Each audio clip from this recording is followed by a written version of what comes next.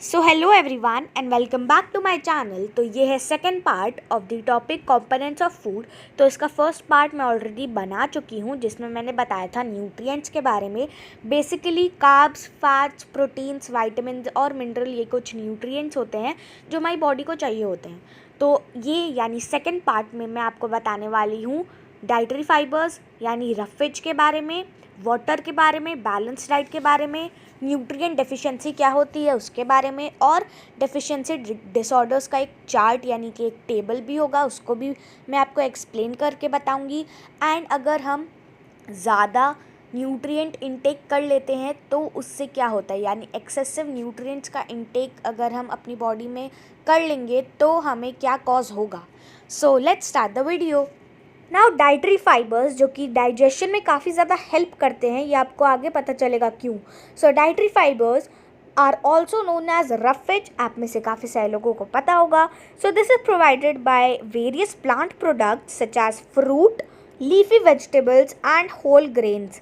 So roughage helps in easy bowel movement, ensuring the removal of the undigested food, thereby preventing constipation. Roughage is of two types, soluble and insoluble, depending on their solubility in water. तो dietary fibres को हम roughage के नाम से भी जानते हैं और ये हमें काफ़ी सारे प्लांट से मिलता है, जैसे कि प्लांट प्रोडक्ट में आ सकता है फ्रूट, लीफी वेजिटेबल्स और होल ग्रेन्स। और रफेज हेल्प करता है हमारे इजी बाल मूवमेंट में और इंश्योर करता है the removal of undigested food, ठीक है। और ये प्रिवेंट करता है कॉन्स्टिपेशन यानी कि बेसिकली जब आपका डाइजेशन होता ही नहीं है, बेसिकली आपने कुछ खाया बट वो डाइजेस्टेड होकर नहीं निकल पाया, so that is constipation. So roughage दो टाइप के होते हैं, सॉल्युबल और इनसॉल्युबल, बट ये डिपेंड करता है उनकी सॉल्युबिलिटी इन वाटर पर। सबसे पहले सॉल्युबल फाइबर के बारे में हम जानेंगे। So soluble fibre gives us a feeling of fullness after eating. So it is found in varying amounts in all plant-based foods. So food sources that have soluble fiber are peas, soya bean, oats, berries, apples, oranges, cucumbers and etc. So soluble fiber हमें ऐसी feeling देते हैं और fullness जब हम खाना खा लेते हैं, और ये अलग अलग तरह के बेसिकली प्लांट बेस्ड फूड्स में पाए जाते हैं, जैसे कि peas, soybean, oats, berries, apple, oranges, cucumber और भी ऐसे सारे जो बेसिकली प्लांट बेस्ड फूड्स होते हैं इनमें पाए जाते हैं। Now insoluble fiber. So insoluble fiber is found in food sources such as whole wheat, whole grains, tomato, cabbage and green leafy vegetable. It adds bulk to our diet and helps in easy passage of food through the digestive system. It also helps in getting rid of undigested food and waste from the body. तो जो insoluble fiber होते हैं ना, वो पाए जाते हैं ऐसे फूड सोर्सेज में जैसे कि होल व्हीट, होल ग्रेन, टमाटर जो होते हैं, कैबेज और जो हरी और लीफी वेजिटेबल्स होती हैं ना, हरी सब्जियां बेसिकली, उनमें ये पाए जाते हैं। सो ये ऐड करता है बल्क हमारी डाइट में और हेल्प करता है ईजी पैसेज, बेसिकली एक ईजी सा पैसेज बना देता है जो फूड के लिए, जो हमारे डाइजेस्टिव सिस्टम से वो बेसिकली पास थ्रू कर सके, और ये हेल्प करता है in getting rid of the undigested food and waste from the body. Water जो कि बहुत ज़्यादा इम्पॉर्टेंट होता है ह्यूमन सर्वाइवल के लिए। So water makes up most part of all the food items that we consume. Water is added in almost all the food we prepare और cook. Water is required for all body functions and to maintain our body temperature. Many chemical reactions happen due to water. The minerals present in water help in contraction of muscle and transmission of nerve impulses. Nutrients are transported by water to all parts of the body. Loss of water in the form of sweat and urine helps to remove toxins from our body. Drinking 6 to 8 glasses, that is about 2 to 3 litre of water daily keeps the body healthy and hydrated. तो जितना भी खाना हम prepare करते हैं या फिर basically cook करते हैं, पकाते हैं, उनमें से 99% जितने भी फूड आइटम्स होते हैं उनमें वाटर की आवश्यकता होती है। उनमें बेसिकली उनकी रेसिपी में वाटर होता है। और वाटर हमारी बॉडी के सारे फंक्शंस और जितने भी बेसिकली जो भी फंक्शन करने के लिए वाटर इज़ वेरी इंपॉर्टेंट, क्योंकि वाटर हमारी बॉडी में रहेगा तो हम हेल्दी रहेंगे, हाइड्रेटेड रहेंगे और हमें एनर्जी मिलेगी to do work and for our body functions. और ये मेंटेन रखता है हमारी बॉडी का टेम्परेचर भी। और काफ़ी सारे केमिकल रिएक्शंस होते हैं वाटर की वजह से। जो भी मिनरल प्रेजेंट होता है वाटर में वो हेल्प करता है कॉन्ट्रैक्शन में ऑफ मसल और ट्रांसमिशन ऑफ नर्व इम्पल्सेस। जितने भी न्यूट्रिएंट्स होते हैं जो ट्रांसपोर्ट किए जाते हैं हमारे सारी बॉडी पार्ट्स में, वो वाटर के थ्रू ही किए जाते हैं। और लॉस ऑफ वाटर जो 2 फॉर्म में होता है, स्वेट और यूरिन, वो हमारे बॉडी से सारे टॉक्सिन्स रिमूव करता है। तो ड्रिंकिंग 6 to 8 ग्लासेस यानी 6 से 8 ग्लास पानी, जो कि होगा 2 से 3 लीटर, अगर हम डेली पिएँ तो हमारी बॉडी हेल्दी और हाइड्रेटेड रहेगी, जो हमें ऑफ कोर्स पीना चाहिए। बैलेंस डाइट, जिसके बारे में आप सबको पता ही होगा। So it is important that the food we consume every day provides us all the required nutrients in appropriate amounts. A diet that contains all the nutrients in right proportions for us to stay healthy and fit is called a balanced diet. The composition of a balanced diet varies based on the age, physical activity and health of people. तो ये बहुत ज़रूरी है कि जो खाना हम consume कर रहे हैं, जो फूड हम जिसका हम इंटेक कर रहे हैं अपनी बॉडी में, वो हमें सारे न्यूट्रिएंट्स प्रोवाइड करे जो हमारी बॉडी को चाहिए और एकदम राइट और अप्रोप्रिएट अमाउंट में हमें वो न्यूट्रिएंट्स प्रोवाइड करे। या ऐसा नहीं कि हमें फैट्स ज़्यादा मिल रहे हैं बट कार्ब्स बहुत कम मिल रहे हैं उस पर्टिकुलर फूड आइटम से, ऐसा नहीं है। हमें सारी न्यूट्रिएंट्स एकदम करेक्ट अमाउंट में मिलने चाहिए। और ऐसी डाइट जिसमें सारे न्यूट्रिएंट्स हमें राइट प्रोपोर्शंस में मिल रहे हैं हमारी बॉडी के लिए, जिससे हम हेल्दी और फिट रहें, तो वैसी डाइट को हम बैलेंस्ड डाइट बोलेंगे, क्योंकि उसमें सारे न्यूट्रिएंट्स बैलेंस्ड अमाउंट में हैं। और बैलेंस्ड डाइट जो है अलग अलग तरह से वेरी करती है अलग अलग लोगों के लिए। सबसे बड़ा फैक्टर होता है एज। अगर कोई बच्चा है जो कि 10 ईयर्स का है और वहीं पे कोई अडल्ट है जो कि 25 ईयर्स का है, तो दोनों की बैलेंस डाइट में डिफरेंस होगा, right. Physical activity, for example एक एथलीट है तो एथलीट को ज़्यादा प्रोटीन्स चाहिए होंगे, राइट, बिकॉज़ वो ज़्यादा फिज़िकली एक्टिव है। और वहीं अगर दूसरे पर्सन की बात करें तो वो ऑफिस वर्कर है एंड वो बस ऑफिस में बैठा रहता है, तो उसे कम प्रोटीन्स चाहिए होंगी। तो इस वजह से भी बैलेंस डाइट वेरी करती है। End of course health of people. Nutrient related disorders. So as discussed earlier, our diet should have all the essential nutrients in the required proportion. Lack or excess of nutrients in our body can cause disorders. So जैसा हमने पहले जाना कि हमारी diet में सारे essential nutrients होने चाहिए एकदम परफेक्ट अप्रोप्रिएट अमाउंट में, एकदम सही मात्रा में, ठीक है। लैक और एक्सेस यानी कि अधिक या फिर कम, ठीक है। लैक यानी कि किसी चीज़ में जब कोई चीज़ कम होती है अपने राइट अमाउंट में उसे होना चाहिए बट उससे कम होती है तो लैक। और एक्सेस यानी हद से ज़्यादा, जितने अमाउंट में उसे होना चाहिए उससे ज़्यादा ही हम अगर उसे कंज्यूम कर लेंगे तो हमारी बॉडी में डिसऑर्डर्स हो सकते हैं। इसके नीचे है डेफिशिएंसी डिसऑर्डर्स। सो अब इसके बारे में जानेंगे। So if the nutrient intake by the body is not sufficient, it creates deficiency of that particular nutrient. If this condition of insufficient consumption of food containing nutrients continues for a long time, it leads to the nutrient deficiency, or the disorders can caused due to the nutrient deficiency in the diet are called the deficiency disorders. So जो nutrient हम consume कर रहे हैं, जिनका intake कर रहे हैं हमारी बॉडी में, वो सफिशिएंट नहीं है, वो इनफ नहीं है हमारे पर्टिकुलर एज के लिए, या फिर हमारे जो हम कर रहे हैं फिज़िकल एक्टिविटीज़ और हमारे एज के लिए उतना न्यूट्रिएंट सफिशिएंट नहीं है, वो कम है, अपनी सही मात्रा में नहीं है, जितना हमें लेना चाहिए उससे हम कम ले रहे हैं, तो वो डेफिशिएंसी क्रिएट करता है उस पर्टिकुलर न्यूट्रिएंट की। और इस कंडीशन में, यानी इनसफिशिएंट कंजम्पशन ऑफ फूड के कंडीशन में हमें डेफिशिएंसी डिसऑर्डर्स हो सकते हैं। अगर मान लो यही सिलसिला चलता रहा लंबे समय तक कि हम एकदम सही मात्रा में फूड नहीं ले रहे हैं, not enough food we are consuming, और यही काफ़ी देर तक चलता रहा फॉर अ लॉन्ग टाइम, तो ये न्यूट्रिएंट डेफिशिएंसी को कॉज करेगा। ठीक है, ये कॉज होगा न्यूट्रिएंट डेफिशिएंसी का।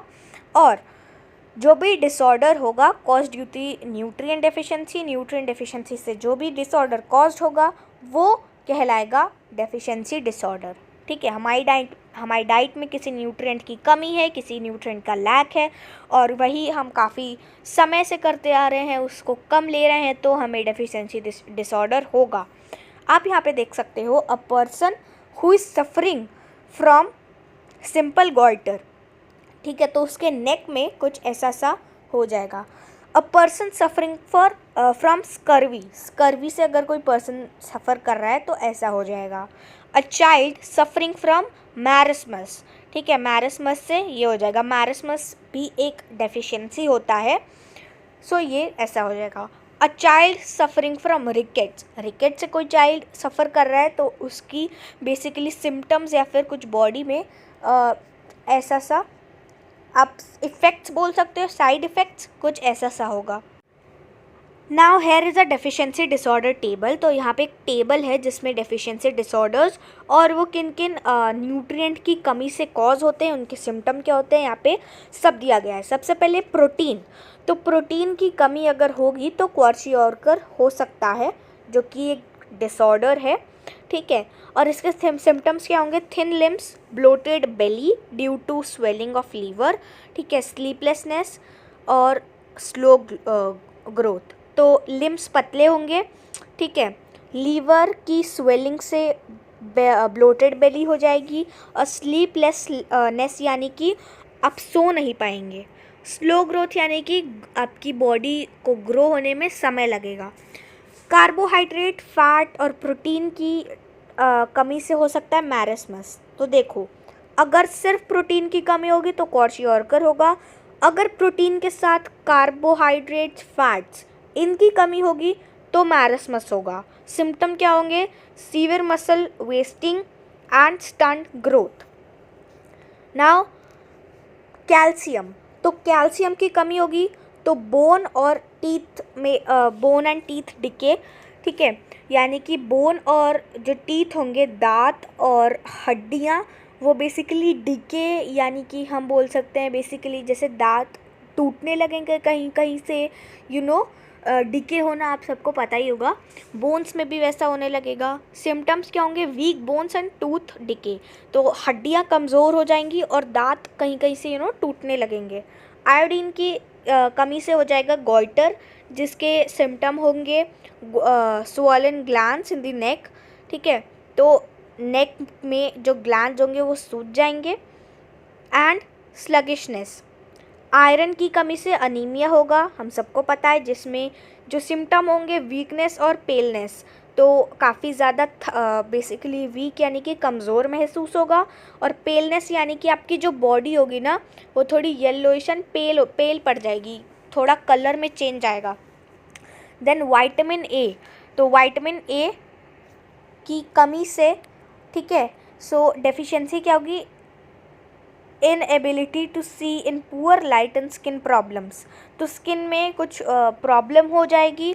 और अगर लाइट की कमी है, मान लो बहुत थोड़ा सा उजाला है, तो वहाँ पे भी आपको देखने में परेशानी होगी, तो ये डिसऑर्डर हो सकता है। सिम्टम क्या होगा, vision becomes poor in darkness, sometimes leading to night blindness and dry skin, तो स्किन ड्राई हो जाएगी, कभी कभी तो आपको रात में दिखेगा ही नहीं, एकदम ब्लाइंड जैसा फील होगा, विज़न आपकी बहुत ज़्यादा कमज़ोर बन जाएगी, डार्कनेस में यानी कि अंधेरे में आपकी विज़न काफ़ी ज़्यादा कमज़ोर हो जाएगी। विटामिन बी से बेरी कॉज होगा, ठीक है। बेरी एक डिसऑर्डर है एंड इसके सिम्टम क्या होंगे, weak muscle, very little energy and poor growth in children. तो मसल्स में वीकनेस होगी, यानी कि मसल्स काफ़ी ज़्यादा कमज़ोर हो जाएंगे, बहुत ही ज़्यादा एनर्जी बचेगी, और अगर कोई चिल्ड्रन है यानी कि ग्रोइंग एज में है तो काफ़ी ज़्यादा ग्रो करने में भी प्रॉब्लम होगी। विटामिन B2, ठीक है, तो पहला वाला था vitamin B1, now vitamin B2, जिससे कॉज होगा अरिबोफ्लाविनोसिस और फोटोफोबिया, ठीक है। तो ये डिसऑर्डर कॉज होगा। इसके सिम्टम क्या होंगे, cracked lips, inflammation of the lining of the mouth and tongue, mouth ulcer, cracks at the corners of the mouth and a sore throat, dry and scaling skin, eyes become sensitive to a bright sunlight। तो काफ़ी सारे इसके symptom होंगे। Lips जो होंगे ना, होठ, वो बेसिकली फटने लगेंगे, उसमें क्रैक्स आने लगेंगे, inflammation of the lining of the mouth and tongue, ठीक है, माउथ अल्सर हो जाएगा, cracks at the corners of the mouth, तो माउथ के कॉर्नर्स पे क्रैक्स आ जाएंगे, ठीक है। सोर थ्रोट, ठीक है, और सोर थ्रोट हो जाएगी, dry and scaling skin, skin काफ़ी ज़्यादा ड्राई हो जाएगी और स्केलिंग सी फील होगी। आँखें जो होंगी बहुत ज़्यादा सेंसिटिव बन जाएंगी ब्राइट सनलाइट में। नाउ विटामिन B3 के से कॉज होगा पैलग्रा, जो कि एक डिसऑर्डर है जिसके सिम्टम में हो सकता है diarrhoea, drying of skin and irritability, यानी काफ़ी ज़्यादा आपको इरिटेशन टाइप होगी, स्किन ड्राई हो जाएगी और डायरिया होगा। नाउ विटामिन B12, जिससे अनीमिया होगा, lack of appetite, pale skin और लो स्टैमिना, स्टैमिना बिल्कुल लो हो जाएगा, स्किन का कलर चेंज होगा, येलोइश हो जाएगा, पेल पड़ जाएगी स्किन, और भूख नहीं लगेगी। विटामिन C, स्कर्वी होगा एंड इसका सिम्टम होगा bleeding gums, wounds take a long time to heal, तो गम्स से ब्लीडिंग शुरू हो जाएगी, यानी खून बहना शुरू होगा। और जो भी वुंड होगा, मान लो कोई आपको चोट लग रही है एंड आप स्कर्वी से सफ़र कर रहे हो, आपको कोई चोट लगी है, तो उससे काफ़ी ज़्यादा टाइम लग जाएगा हील होने में, right. Vitamin D, minerals, calcium and phosphorus, तो इससे रिकेट्स होगा in children and osteomalacia in adults. तो इसका सिम्टम क्या होगा, रिकेट्स में bones become soft and deformed. तो रिकेट अगर हो रहा है बच्चों को, रिकेट्स, तो जो हड्डियाँ होंगी ना वो बहुत ही ज़्यादा सॉफ्ट हो जाएंगी। वैसे तो जो हड्डियाँ होती हैं काफ़ी ज़्यादा हार्ड होती हैं, बट अगर कोई बच्चा रिकेट से सफ़र कर रहा है तो उसकी जो हड्डियाँ होंगी काफ़ी ज़्यादा सॉफ्ट पड़ जाएंगी और डिफॉर्म्ड हो जाएंगी। लेकिन अगर किसी एडल्ट को ऑस्टियोमेलेसिया है तो bone pain and prone to fracture, तो बोन्स में काफ़ी ज़्यादा पेन होगा एंड प्रोन टू फ्रैक्चर, ठीक है ना। विटामिन K, ब्लीडिंग डिसऑर्डर, ठीक है, तो इसका जो सिम्टम होगा वो होगा uncontrolled bleeding from wounds and delayed blood clotting. तो अगर कोई चोट लग रही है तो उसमें ब्लीडिंग होती जाएगी, कभी रुकेगी ही नहीं, कभी क्या, काफ़ी समय तक रुकेगी ही नहीं, and delayed blood clotting. Now excessive intake of nutrients. So when the intake of nutrients is more than what is required by the body, it may cause a condition called obesity, especially when the excess energy is not utilized by the means of exercise. Obesity leads to various health problems such as disorders of heart. तो excessive intake of nutrient, यानी कि जब हमारी body को जितना nutrient require होता है उससे काफ़ी ज़्यादा न्यूट्रिएंट हम ले लेते हैं, अपनी बॉडी में कंज्यूम कर लेते हैं, ठीक है, तो एक कंडीशन फॉर्म हो जाती है, उसे बोलते हैं ओबेसिटी, यानी बेसिकली मोटापा।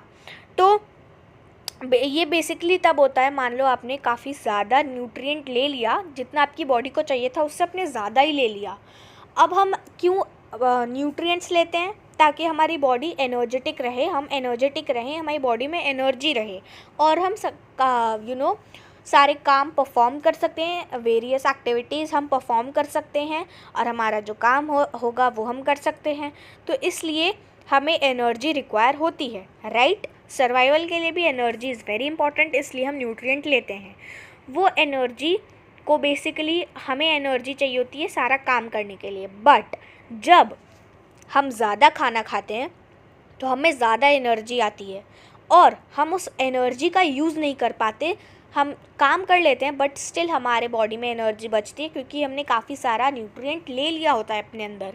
और जब वो एनर्जी को हम बेसिकली यूज़ नहीं कर पाते हैं तो वो हमारे बॉडी में स्टोर हो जाता है, ठीक है, फैट की तरह, और वो कॉज करता है ओबेसिटी एंड उस वजह से मोटापा हो जाता है।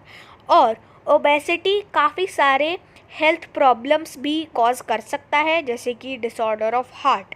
तो here you can see in the picture figure 2.8 an obese man. तो ये आप देख सकते हो, तो यहाँ पे ये जो पर्टिकुलर मैन है इसे ओबेसिटी हुई है, ये ओबेस्ड है एंड इस बेसिकली मोटापा हो जाता है। And with this we have completed the chapter. तो इस चैप्टर में हमने काफ़ी कुछ जाना न्यूट्रिएंट्स के बारे में, जो कि होते हैं fats, carbohydrates, vitamins, minerals, proteins. फिर अगर उनकी लैक होगी यानी कमी होगी तो क्या क्या हमें कॉज हो सकता है, कौन कौन से डेफिशिएंसी डिसऑर्डर्स हो सकते हैं वो भी हमने जाना। एक्सेसिव इनटेक ऑफ न्यूट्रिएंट होगा तो क्या हो सकता है, ओबेसिटी हो सकता है, ये भी हमने जाना। बैलेंस डाइट के बारे में जाना, डाइटरी फाइबर्स यानी रफेज के बारे में जाना, वाटर क्यों इम्पोर्टेंट होता है ये भी जाना। तो इस चैप्टर में हमने काफ़ी कुछ जाना। सो ऐसे ही और वीडियोज़ मैं आपके लिए बनाते रहूँगी। Till then take care, bye bye and stay updated.